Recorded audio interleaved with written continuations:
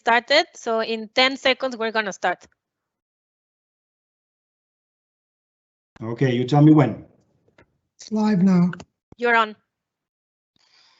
Ladies and gentlemen, good afternoon in Mexico City and New York. Good evening in Vienna and good morning wherever you may be. I apologize for the delay due to some technical problems that we hope to have solved in the next couple of minutes. My name is Christian Hülje, and as UNODC's representative in Mexico, it is my great honor to moderate this side event at the first ever UNGASS on corruption. It's no doubt an historical moment that I trust that we will all take full advantage of. Since the Summit of the Americas in 2018 in Lima on good governance, which coincided with the famous or rather infamous Odebrecht case, corruption has been a top preoccupation and priority across Latin America and beyond. To paraphrase UNODC's Executive Director, Mrs. Wally, we all have a right to a future without corruption, but progress will very much rely on being proactive and being positive. Good examples of good governance need to be celebrated and shared so that they can inspire others. And this is where this side event comes in. Mexico, together with its partners here today, is no less than a first mover and a trailblazer, setting an example when it comes to the UNCAC peer-to-peer review mechanism. I know that it will inspire a lot of you tuning in. Before we get started, let me greet all our federal and state partners in Mexico.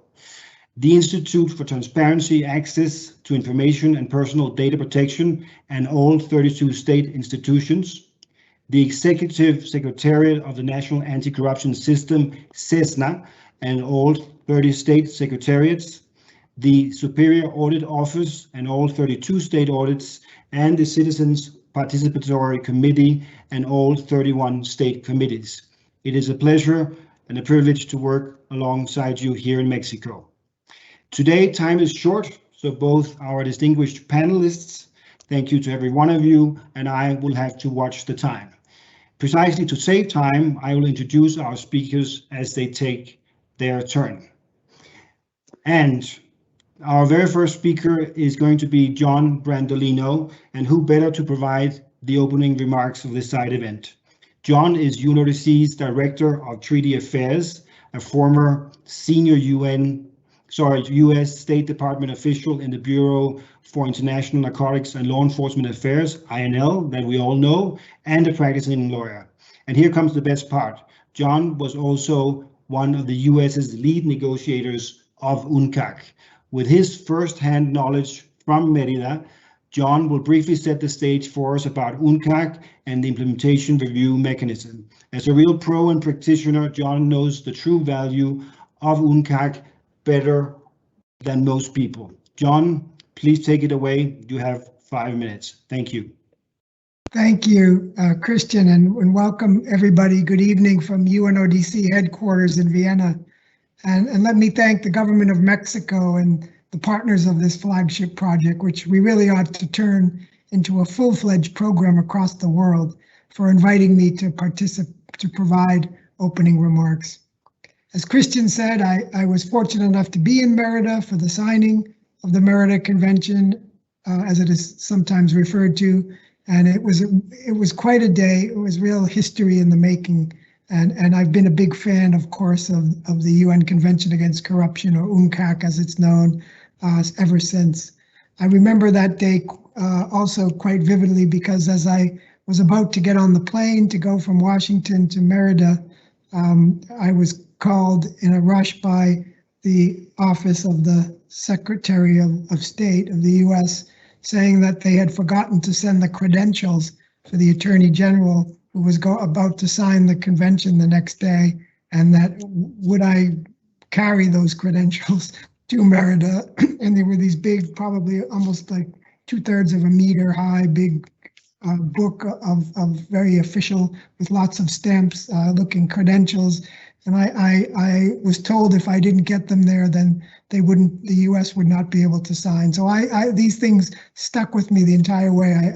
They were with me on the plane, on the seat, with me. They were, I did not rest until I got there. So anyway, another memory just to share from that particular day. And since that day, which was in 2003, December 9th to be exact, which subsequently, without coincidence, has become the annual International Anti-Corruption Day, the UNCAC has served as the goalpost for all countries to aim. It's a true global standard for preventing and deterring corruption with 187 signatories. And it's the first agreement that legally binds states parties on an equal footing to implement a very comprehensive framework of anti-corruption measures. I was also heavily involved in the creation of UNCAC's Implementation Review Mechanism, or IRM as it's known, in the years leading to its approval in 2009. And let me share some background information on the work and purposes of the review mechanism, which are useful to know as we hear later about the Mexican experience to enhance the outcomes of the review process. The review mechanism subjects state parties to peer review by 2 other states parties in the following 4 substantive chapters of the convention: preventive measures, criminalization and law enforcement, international cooperation, and asset recovery. And the sheer scope of countries involved in such a process made it a challenging one to design, but it was specifically designed and geared towards not being a ranking system or a name and shame exercise. Rather, it was viewed to allow individual countries that have the political will to do something about corruption, to allow them to craft their own constructive vehicles from the reviews to help themselves in their implementation. So it really was there to not to name and shame, but to provide a very unique opportunity for individuals, countries to implement their commitments and better their anti-corruption regimes. And this has given the process, I think, a certain measure of success, particularly in such a wide range of countries from around the world. And then there are negotiated goals of the review mechanism, and I think we've been able to find that countries are meeting a number of these in the process, but they are, to state them, promote the purposes of the convention, provide information on the implementation measures taken by states and the difficulties encountered, identify specific needs for technical assistance, which is very important for many countries, facilitate all forms of international cooperation, everything from prevention to asset recovery, and other information on successes, good practices, and challenges, including promoting and facilitating knowledge sharing and knowledge management. So these are the stated and negotiated goals of the convention. And as encouraged by the procedures of the mechanism, most countries try to adhere to the principles of making their reviews transparent, efficient, non-intrusive, inclusive, and impartial. And we really see many countries doing very, unique things with the reviews. So it's quite interesting to see what's being done. We've carefully monitored progress on the reviews, and it's very, actually we're quite successful, I think, because we found, for example, that 71% of states have reported that the review process has helped them identify gaps in their national and anti-corruption frameworks, and they've taken actions to address those gaps. The reviews, they provide very valuable insights and recommendations and inroads, which really ultimately constitute, as I mentioned, a roadmap of opportunity. That's what I would call it, on which to build more resilient societies, and particularly in these pandemic times, build back better, as the UN Secretary General so often says. So we'll now be hearing in this event about the innovative experiment of Mexico to make the most of its opportunities, its roadmap of opportunities afforded by the UN Convention Against Corruption review process. It's an inspiration to hear about it, and something I think we should consider replicating beyond Mexico. So thank you for allowing me to set the stage, to open the session, and I look forward to hearing more about the Mexican experience. Muchas gracias. Thank you so much, John, for sharing your firsthand and on-the-spot knowledge of UNCAC and the unique nature of the review mechanism. Fascinating stuff. I certainly wish that I had been there.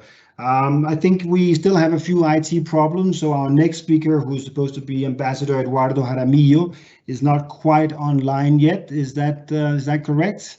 In which case, we will improvise and move on to Corin.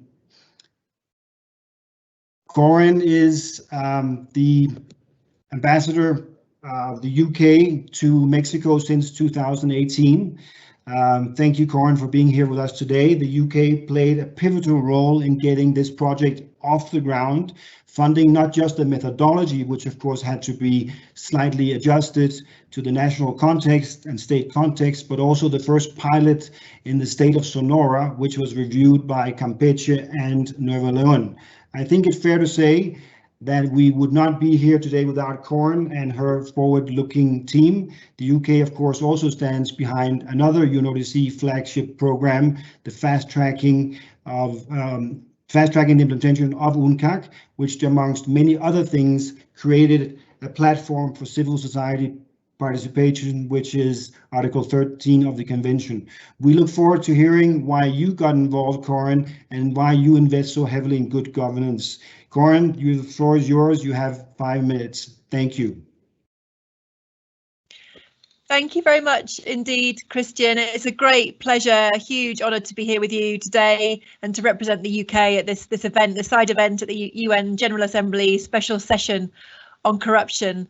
I mean, the why, I think, is obvious in a way, and yet it's still worth talking about. I know that everyone connected today fully understands the damage that corruption, fraud and money laundering do, both to society and its citizens, to our people, our markets, as well as to democracy and to the rule of law.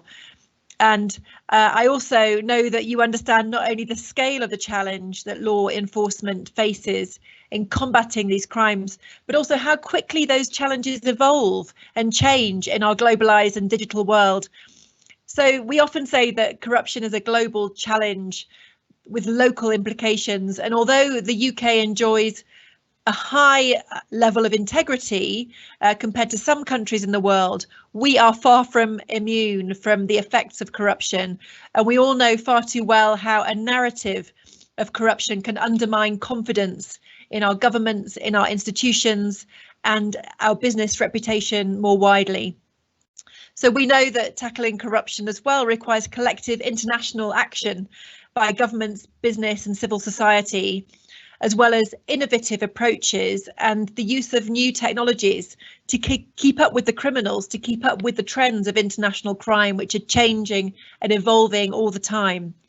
So the UK is committed now more than ever to fighting corruption at home in the UK and abroad, as demonstrated by our Bribery and Criminal Finances Act, which sets an internationally respected standard for business integrity, as well as the UK anti-corruption strategy, which sets out a wide range of measures to ensure that we can try to keep operating at a high standard in tackling the crime as it evolves and develops.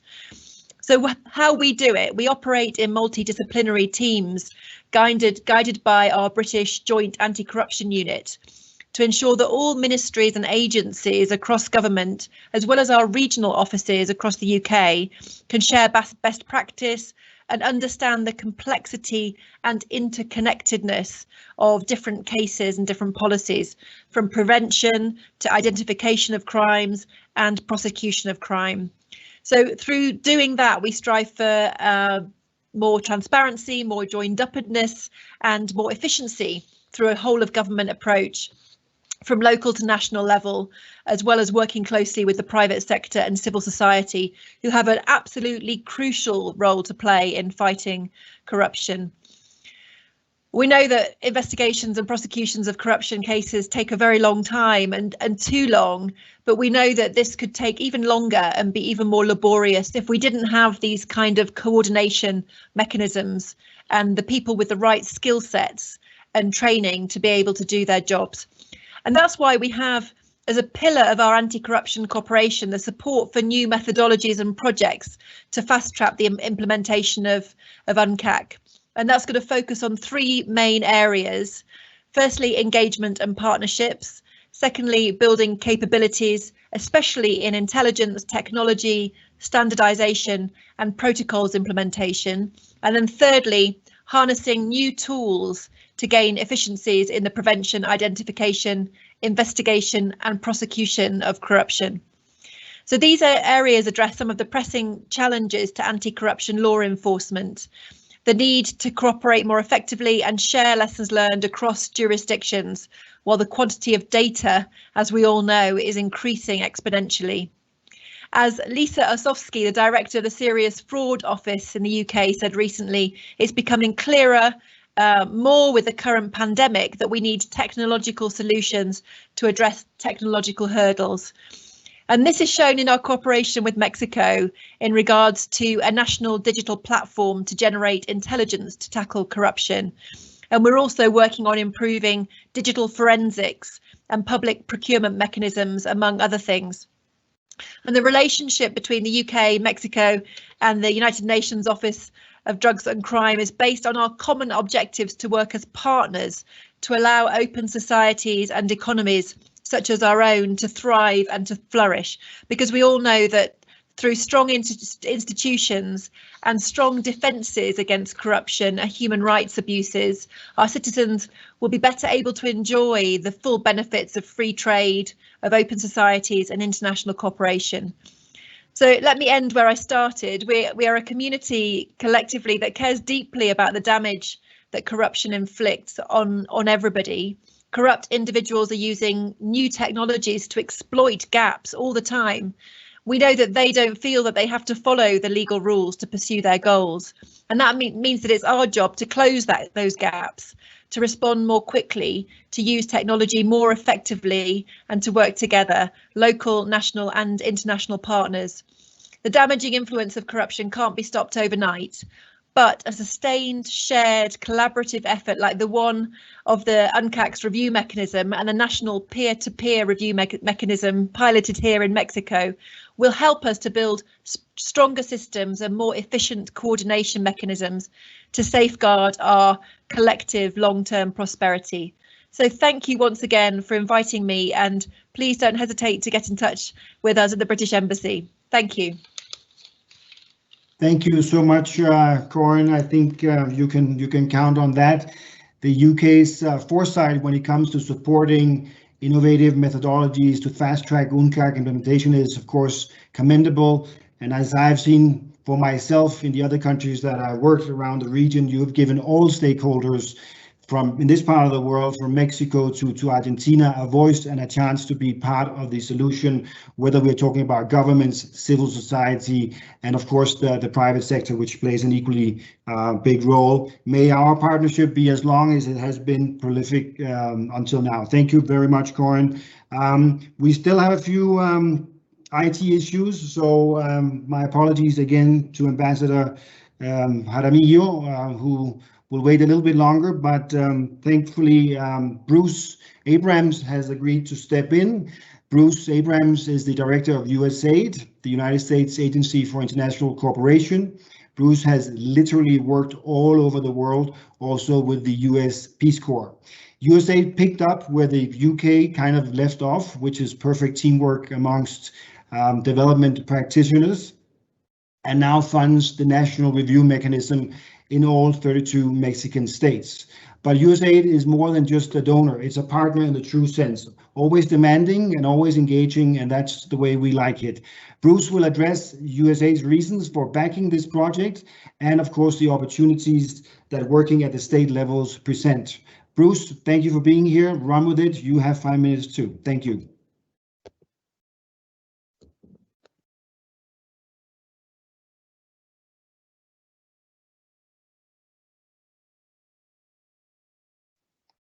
I think Bruce is muted.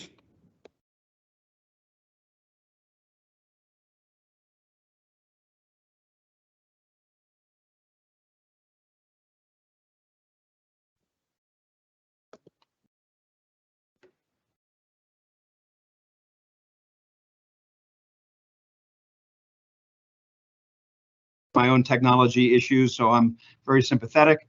Dr. Jaramillo, of course, is the General Director to the UN at the Mexican Ministry of Foreign Affairs. I'd also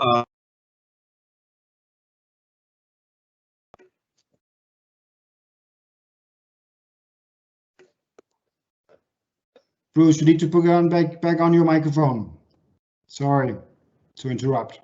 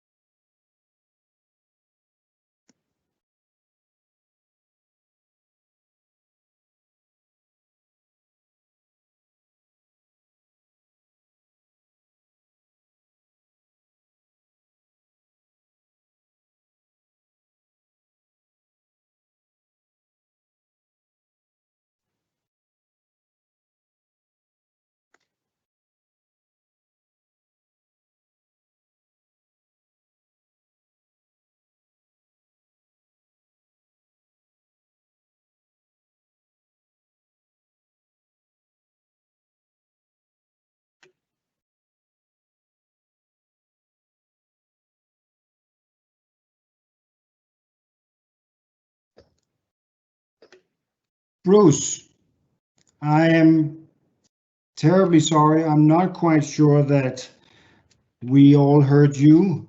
We heard you in the beginning, but then you were cut off. Terribly sorry about that. We will try to correct that by sharing your words with everybody afterwards. Teams is certainly playing tricks on us today. Bruce, can you hear us?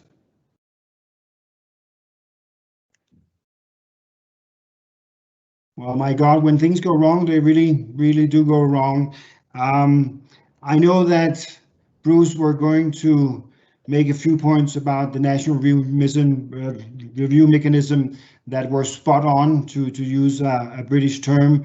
The 32 roadmaps that the Mexican states will have, thanks to us all, will need follow-up, of course, and we are hoping to bunch together again in the future to offer that to that assistance. I will now, and I hope this does work, I will now introduce my trusted colleague, Salome Flores. Salome and her team are practically an institution within UNODC, running our Center of Excellence on Crime Statistics, and she's also, with her team, a household name amongst our national counterparts.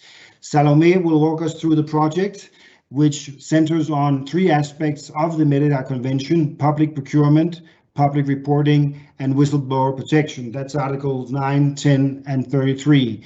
And she'll give us a sneak peek of what we can expect in terms of outcomes and the way forward after the 32 reviews are done. So Salome, please take it away. Thank you, Christian. This has been quite challenging. We're still trying to connect Ambassador Jaramillo. Hopefully, we will make it. Well, basically, to say that at the UNODC office in Mexico, we're very happy to have this opportunity to share with you this innovative experience of bringing the global practice to the local context.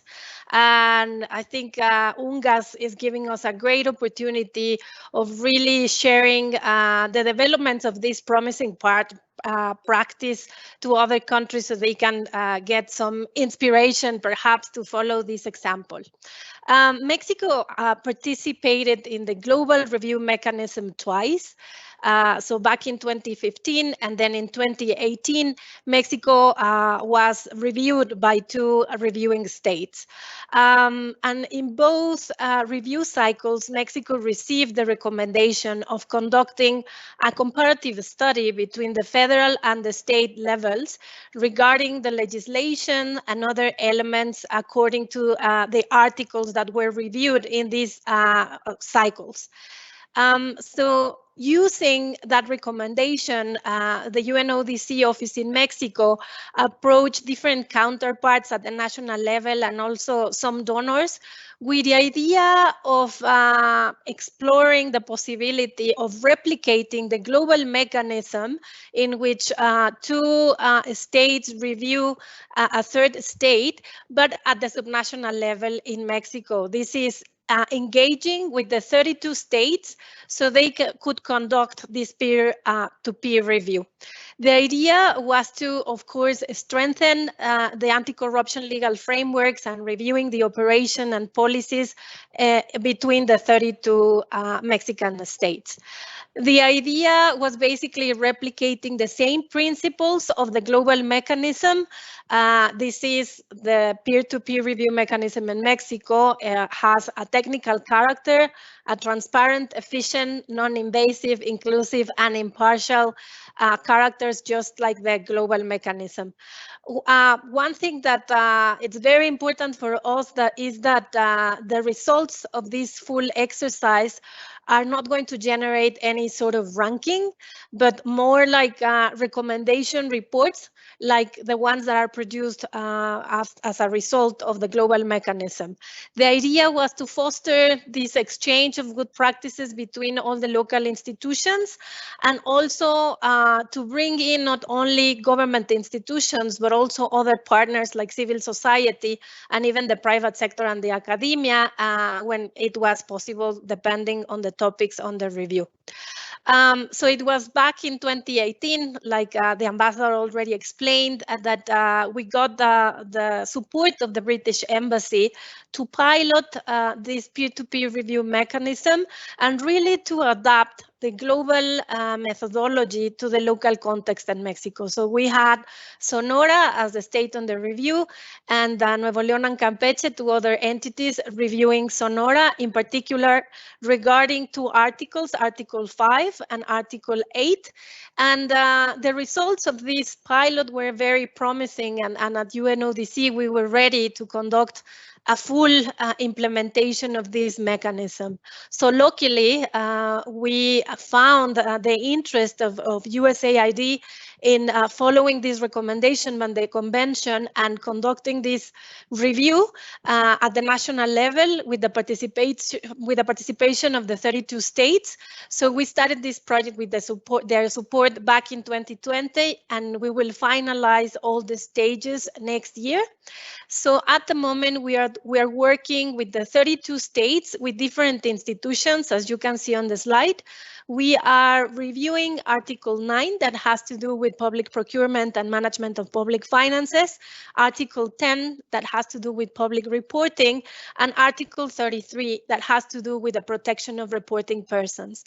And I have to say that this has been very enriching for everyone, because usually we work with national authorities, and this is of course very positive and has a lot of impact. But by conducting this peer-to-peer review mechanism at the subnational level, we are reaching out and really understanding the full ecosystem of institutions that work in preventing and fighting corruption. We are getting to understand not only their legislations, but their agendas, their priorities, and even their capacities. And at the end of the day, this would be very useful for targeting in the best possible way our technical assistance and our training. So it has been very good to really work with 120 institutions so far, now that we have started implementing this peer-to-peer review mechanism at the national level. We have 3 cycles. Like I said, we started last year selecting 10 states that are under revision. Then this year we started the 2nd cycle, selecting 11 states, and the 3rd cycle will start later on in 2021. We basically follow the same process that the global mechanism. We started with the public draw to select the institutions under review.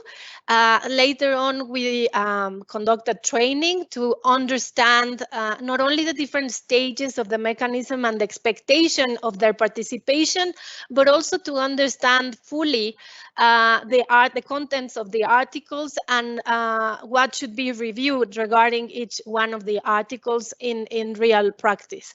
Then we share the self-assessment questionnaires, and we share the questionnaires once they were completed with the reviewing states to program the on-site visits that unfortunately we were not so far we have not been able to conduct physically because of the pandemic, but that we are progressing virtually, and it has been also very enriching, and I'm going to share with you some of the progress already.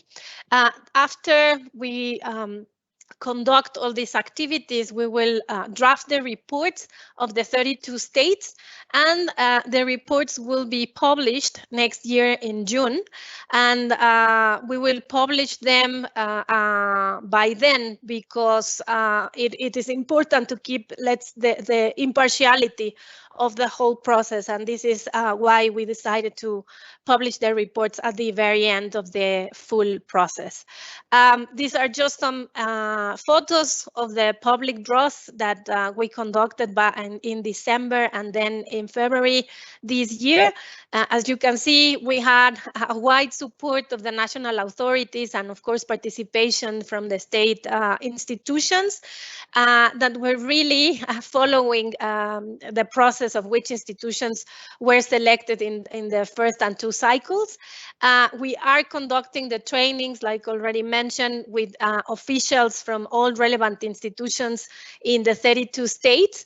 And like I said, it has been a very enriching experience starting from the training, because they're getting to know also where they are and what is needed to be in full compliance with the convention, but also they have started identifying best practices.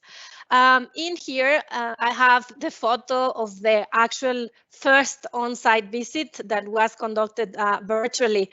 And I have to say that it has been very inspiring, because the attitude and the dialogue that the different counterparts are having, it's very positive. They not only identify challenges, but actually they recommend already ways to address these challenges. They are open to share knowledge and to share best practices. And again, this has been very inspiring, not only for the participant institutions, but also for the team involved that have been working very hard to follow up with these 120 institutions so far. In here, I'm just sharing some of the testimonies that the participants are sharing with us. They are saying that through this exercise, they have been able to understand the gaps between their local legislation and the national legislation and the actual convention. They have also been able to assess their own capacities and understand gaps.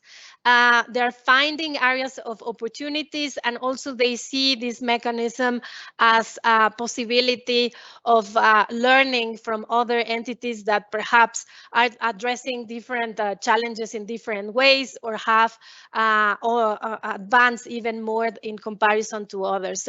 So far it has been quite interesting progress, and I only need to say that we will be happy to share all the reports and the results of these reports that are going to become a roadmap to guide training and technical assistance from all international organizations and donors. And just to say that replicating this global mechanism at the national level and subnational level allow us to have participating institutions from all levels of government. And this is in line with the political declaration of the UNGASS to have everyone engaged and involved in preventing and fighting corruption. So thank you, Christian, and I hope this was informative to all the participants today. Thank you very much, Salome, for providing us with these fascinating insights. I think you have shown, despite all the technical problems that we have, that this project is relevant and worthy of replication. And in the future, we very much look forward to hearing about the impact that it has had going forward. Now, I understand that we are now able to have Bruce on with both picture and sound. Is that correct?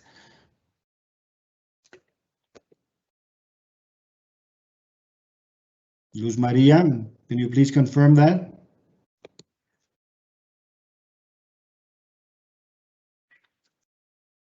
Luz Maria, Salome. I think they're trying, but the good news is I have Dr. Jaramillo also, and I'm also trying to get him sharing his sound. So we're going to be able to hear them both, I think. Okay, Bruce, can you hear us, please? Bruce? Yes, can you hear me? Yes, we can, Bruce. Can you hear me? Lovely to have you here, and I'm sorry. Sorry for all the technical trouble. I actually made a rather nice introduction of you, Testing. which I hope. Bruce, we are trying. Okay. Bruce, go ahead. I think I already made the introduction to you, so everybody heard that. So please go on. We're interested to hear your words, why you're investing so heavily in this so important area. So go ahead, Bruce. The floor is yours.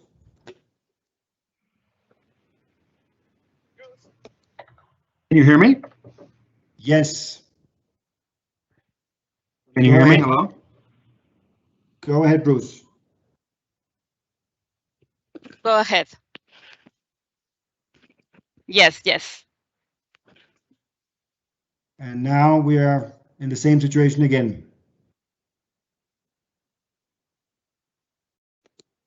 Okay, this is not going to work. So Luz Maria, can you tell Bruce it's not working?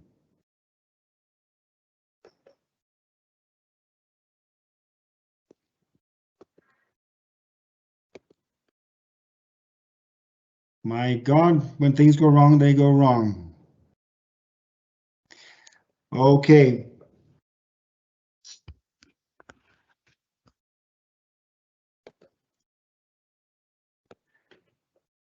I think while we try to fix this problem and move on, if I may, I think we can have Eduardo Jaramillo. Sorry, Bruce, we lost it again. I don't know what is happening. Can you hear me, Christian? Then it goes off. Can you hear me, Christian? Yes. Do we have Jaramillo?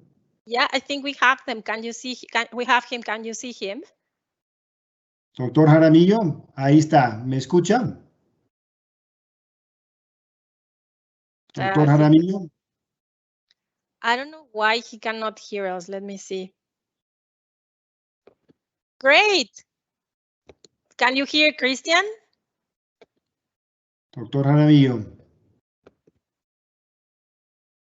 Christian, can you hear Dr. Jaramillo? No, no puedo. No, let me try something else. Hold on, give me a second. I'll stop sharing my screen. Okay. Hoping that it'll work, let me introduce Ambassador Eduardo Jaramillo. As the Director General for the United Nations at the Ministry of Foreign Affairs, Eduardo and his very able team, they provide UNODC with priceless support, and that is also true in connection with this project. Mexico has always tried to make the most of the recommendations of the UNCAC Implementation Review Mechanism, and proof hereof is the fact that Mexico took on the following recommendation, took it to heart. The actual recommendation reads, undertake a comparative study of federal and state law on the issues of the conventions, and where there are differences, open a space for dialogue between the Federation and states in order to ensure the implementation of the convention at all state levels. And to be fair, Mexico has done much more than simply open up a space for dialogue. As we know, it has established this unique state level peer-to-peer review mechanism that we're gathered around here today. As the first, and as far as I know, still the only country in the world, Eduardo is supposed to provide us some further perspective and touch upon what the emerging benefits are. Is there any chance that we will have Mr. Jaramillo on now? I think he's on. Doctor Jaramillo, la palabra es suya. Hello, Christian. Can you hear him? Sí, señor. Excellent. Please, Dr. Jaramillo, go ahead. Adelante. Thank you very much. Thank you, Salome, for your help, and thank you, Christian, for giving me the floor. And good afternoon to all attendees who have joined us today in this side event on the UNCAC National Peer-to-Peer Review Mechanism in Mexico, which is being held on the margins of the United Nations General Assembly Special Session Against Corruption. Thanks also to my fellow and distinguished speakers who have been take part in this event today to share the valuable and insights and experiences. On behalf of the Ministry of Foreign Affairs of Mexico, I am pleased to address you today to share some of the efforts we have put in place in Mexico to prevent and combat corruption. Corruption in all its forms and manifestations continues to be one of the main challenges for all countries around the world. Corruption not only hinders governance and undermines trust and institutions, but it also poses a major obstacle to development. In this regard, and bearing in mind that corruption does not stop at the borders, Mexico has consistently supported multilateralism and international cooperation as the most effective tools to tackle this challenge. Therefore, we welcome the adoption earlier today by all United Nations member states of the Political Declaration of UNGASS 2021, which should be seen as the embodiment of our common commitment to effectively addressing challenges and implementing measures to prevent and combat corruption and strengthen international cooperation. The UNGASS 2021 Political Declaration remains as that corruption is a multifaceted crime, and as such, it must be tackled from a dimensional and multi-stakeholder approach. This is the paradigm we have implemented in Mexico, in which all actions and projects are seen as a building blocks that reinforce one another, give way to synergies, and overall strengthen the national capacities to fight corruption. The anti-corruption strategy of the government of Mexico is based on 5 specific pillars. 1, to foster citizen buy-in of the fight against corruption and impunity so that society itself takes part in the tasks of monitoring and auditing the use of public resources. 2, to democratize technologies in order to render public information transparent and to facilitate the interaction between society and government in decision-making process. 3, to effectively protect whistleblowers.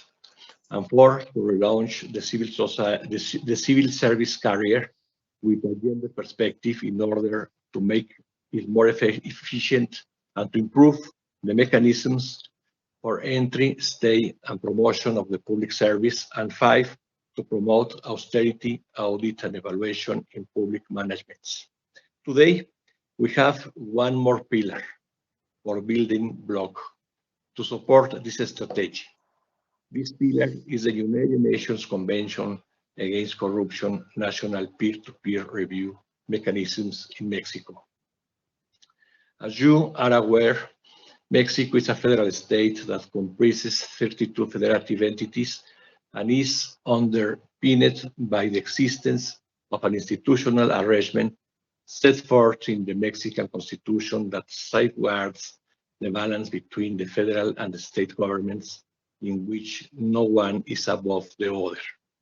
At the international level, and in keeping with its constitutional mandate, the federal government has always successfully partnered with the federative entities to comply with Mexico's international obligations.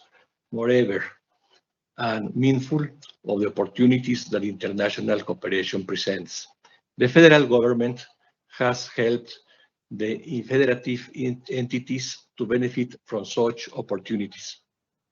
This is exactly what we have achieved with the UNCAC National Peer-to-Peer Review Mechanism that is being currently implemented in Mexico, a pioneering initiative by virtue of which the federative entities assess one another and the individual implementation or specific articles of the UNCAC in order to strengthen the regulatory framework and the capacities of the anti-corruption agencies which work at the subnational level. We are already seeing the first results of this unique endeavor, which will be presented to you previously in the program. But for the moment, let me share with you that one of the main benefits that we will get from this initiative is that we will be able to target international cooperation better and more effectively. The experience of our federal system of government has taught us that we can only succeed in combating corruption in Mexico if we all, federal and state governments, join efforts, share experiences, and learn from one another. With the UNCAC National Peer-to-Peer Review Mechanism, Mexico is proud and pleased to lead the way again in the fight against corruption. United Nations Convention Against Corruption,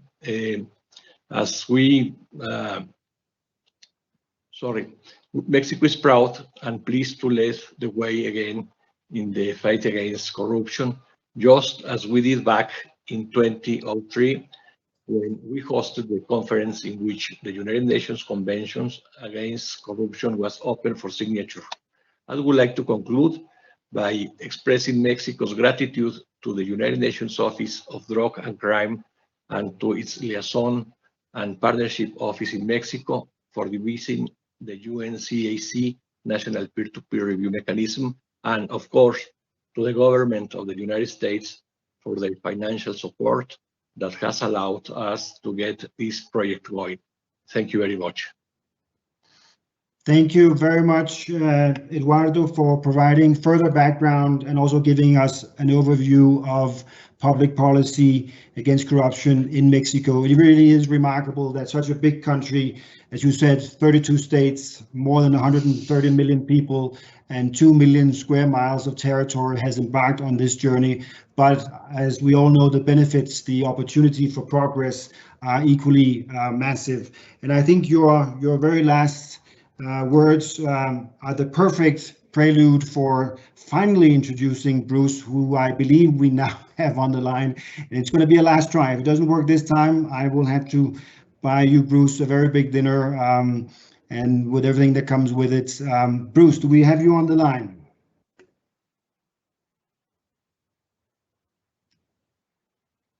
It does not seem to. I think your very last words are the perfect prelude for finally introducing Bruce, who I believe we now have on the line. It's going to be a last. We're going to give it a last try. Yes, we can hear you. Can people hear me? Yes. I can see Dr. Jaramillo. Doctor, can you hear me? Can you give me a thumbs up if you can hear me? Yes. Okay. Okay, let's give it a last try then. I just gave two of the greatest speeches of my career, but I'll just try to recreate them here. Thank you very much, and thank everybody for their patience. And especially, I want to first thank John Brandolino and Christian Holds from UNODC for inviting me to take part in this event and having patience with the connectivity problems here. It's really exciting to me to be joining this inaugural session of the General Assembly against corruption. And we're very proud at USAID Mexico to be working so closely with UNODC and all the expertise, the vision and the experience that they bring to this task. I also want to acknowledge and share the pain of getting into the meeting with Dr. Eduardo Jaramillo, General Director to the UN at the Mexican Ministry of Foreign Affairs. Good to see you, sir. Also acknowledge Her Excellency British Ambassador Corinne Robinson and the UN Resident Coordinator for Mexico, Peter Groman. As I said, it's truly an honor to share this space with you. So I think all of us here today recognize the importance of transparency in the exercise of good governance and democracy worldwide. Transparency, of course, underpins our democratic structures across the world and is key to building and maintaining accountability and trust among public servants, institutions, and the citizenry as a whole. The government of Mexico, as we all know, has elevated the fight against corruption to one of the nation's top priorities. Both the government of the United States and the government of Mexico recognize corruption as a serious threat to our shared mutual security and prosperity. As part of our bilateral assistance at USAID, we work together with Mexican government counterparts at all levels, federal, state, and municipal, as well as other key stakeholders such as the Mexican private sector and civil society organizations, all together to support our anti-corruption efforts. And the decentralized nature of Mexico's federal system, in fact, provides a unique opportunity to pilot initiatives at the local level, replicating the most successful programs across states and localities. After all, it's at the local level where the citizens and government interact on a daily basis on issues that affect citizens' lives: schools, clinics, health clinics, roads, all the important stuff that affect the day-to-day life of citizens. And that's where, in fact, we've been able to often produce the most tangible and lasting results. And this is true, by the way, not just of our anti-corruption programming here in Mexico, but across our portfolio, that partnerships with local authorities on the rule of law, the promotion and protection of human rights, and crime and violence prevention have demonstrated really tangible results, and results that the federal government, in many cases, looks at and is able to either turn into national policy or help replicate in other states. And in fact, the peer review mechanism also allows local institutions to engage in an inclusive, transparent process and strengthen their respective frameworks to, in this case, prevent and fight corruption. It fosters technical and constructive collaboration at the subnational level to overcome challenges and consolidate anti-corruption efforts. By fostering an open peer-to-peer exchange of perspectives and experiences, the mechanism itself provides a space for states to engage in what I like to think of as a friendly competition in the marketplace of ideas. But in the end, all are positioned to benefit from a rich exchange of best practices, of challenges, and of lessons learned, again, across states and across municipalities. The peer review mechanism in Mexico also serves as a model for other countries and regions to build on the UN Convention Against Corruption and ensure that anti-corruption measures permeate at all levels of society and at all levels of governance. In the same vein, we also realize the importance of transparency in our own processes and activities as a donor. In Mexico, USAID promotes transparency and integrity through many activities: our work with the government of Mexico to improve oversight and investigative capacities, our assistance to civil society and journalists to inform and engage citizens on corruption issues, and our support to the private sector to encourage more ethical business practices, just to mention a few. In all of these instances, the states, institutions, and partners with whom we work are chosen through a transparent and consultative process. By partnering with the government of Mexico and other stakeholders, we support greater transparency and accountability in all of our activities. By working at the subnational level, we ensure that ideas and solutions come from individuals, come from Mexicans who are familiar with the Mexican problems firsthand and can come up with tried and true Mexico solutions.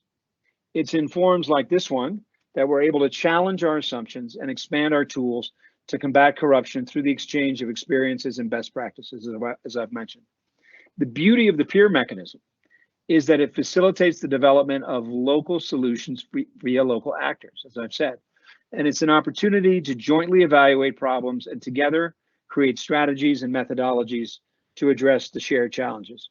Once again, I just want to thank UNODC and their team, and of course all of our committed Mexican counterparts at all levels, because the successes of this mechanism and these projects depend entirely on the will, the capacity, and the commitment of all the folks we work with. So it's an honor not only to be here for USAID today, but to honor the efforts of all. So thank you very much, and again, thank you for your patience. It looks like the third time is a charm. Thank you. Thank you, Bruce. I'm glad it was not 3 strikes and you're out. Your points were spot on, as I said before, to use a British term, and I think you very eloquently put the benefit at working at the state level. To honor time, because we are indeed over time, I'm very happy now to give the word to Mr. Peter Groman, who is the UN Resident Coordinator in Mexico. Peter has a long, distinguished career in the UN, including postings in Panama, Bahrain, and Venezuela. Now, the fact that Peter has agreed to speak here today is testament to the relevance of integrity and good governance to the work of the entire UN family in Mexico, much like human rights and gender equality. And speaking on behalf of all agencies working in the country, Peter will demonstrate this, I'm sure, with some hard-hitting examples of what corruption does to our sustainable development efforts and why we need to act and act now. My apologies, Peter, for you to have to wait a little bit longer than expected. The word is yours. Please go ahead. No problem. Thank you very much, Christian. Can you hear me? Yes, we can. Okay, very good. Well, first, greetings to Eduardo Jaramillo and the director of the United Nations Department at the Ministry of Foreign Affairs, to Ambassador Robertson, to Bruce Abrams from USAID, and obviously to the colleagues from UNODC that are part here of this of the meeting, especially John Brandolino and my dear colleague Christian and Salome. I'm very sorry. I have to say a first little joke. I wonder who corrupted the IT system in this on corruption meeting. So let's hope that this works well now to the end. And it was very interesting for us to hear, for me to hear the comments of all the previous speakers. I'm quite honored to be part of this side event at this historic session of the United Nations General Assembly on corruption. And I would like to mention particularly that the UN country team in Mexico is looking at corruption as a very highly relevant topic. It may even, it's so highly relevant that there are actually two-side events, and this is the first of two-side events that are organized between a UN agency and the government of Mexico and with the participation of the government of Mexico during this General Assembly special session on corruption. As John pointed out in his opening remarks, for us, possibly the main point of view is that how corruption undermines and undercuts everything that we hold dear and is actually the foundation of the United Nations work, which is peace, sustainable development, human rights, gender equality, and integrity and good governance. In short, the fight against corruption is essential for the advancement of the 2030 Agenda and the 17 Sustainable Development Goals. Corruption puts democracy, public trust, and the rule of law at risk, and this is precisely why we, as development practitioners on the ground, must do everything to mainstream anti-corruption measures in the policies, plans, and programs that we develop together with our partners, including the government, the private sector, and civil society.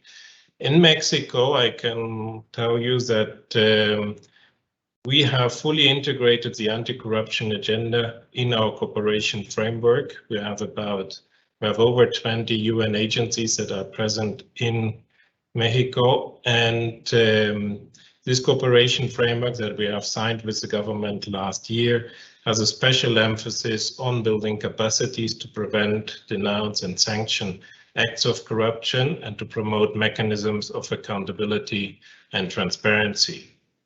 We believe that this is a task of the whole UN team, with UNODC obviously taking the lead, giving its global mandate, and especially in the three fields that UNODC has a mandate, which is a normative field supporting the intergovernmental dialogues that are same as partially same as the peer-to-peer mechanisms. The intergovernmental dialogues really give us a framework on the international conventions and instruments that afterwards we apply or help to that the governments applied in the country. In the research field, by providing data and analysis, and with technical cooperation by assisting the countries in implementing the conventions and instruments. Combining these elements can make a difference with the sort of commitment and leadership that we have seen here today by our host country and by the partners, including the UN, of course. Let me be clear, there's not a single sustainable development goal and equivalent human right that can be achieved with corruption running rampant. Looking at the current situation of the need for economic recovery from the impact of the COVID-19 pandemic, it is even more urgent to fight corruption, as it distorts economic policy and legislative agendas, discourages investment, adds unpredictability to the business environment, and prevents people from receiving public services, and ultimately keeps people in poverty.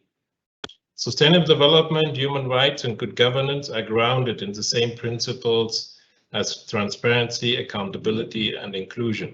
As a team, as a country team of the UN here in Mexico, we are committed to work with our partners to focus on the needs of the people, especially those that are most left behind. Corruption is a major detractor from this goal, and we have the instruments to fight it. I would like to thank all of you for the support, and I would like to express our interest and support to this work in the country and to accompany it to really fight corruption to its end. Thank you very much. Thank you, Peter. And humor is always a good thing in situations like this. I hope not to offend anybody, but I will certainly not be buying any stocks in Teams anytime soon. In any case, thank you for offering a glimmer of hope by showing us that there is a way forward, that we can curb corruption and stop it in its tracks. As you said, it builds on the same principles as good governance, etc. And as you said, anti-corruption measures need to be mainstreamed in everything we do as the UN, in everything our development partners, the UK, the US, etc., they do, and in everything that the federal and state governments do here in Mexico. And with this, we're coming to the end. I want to thank all our panelists and partners in Mexico, in the UK, in the US, of course also to my, I think, rather stressed out colleagues in Mexico City and Vienna. John, thank you for being here. I know it's late for you, and to everybody for tuning in. I hope you've enjoyed this hour as much as I have, not quite as much as I've had hoped, I must be honest, but I certainly hope that everybody leaves a little inspired to take this project forward in your own jurisdictions. UNODC, of course, stands ready to assist you wherever you may be. Thank you to everybody again, and hasta luego, and my apologies for the IT issues. Have a great afternoon, morning, evening, wherever you may be. Thank you so much.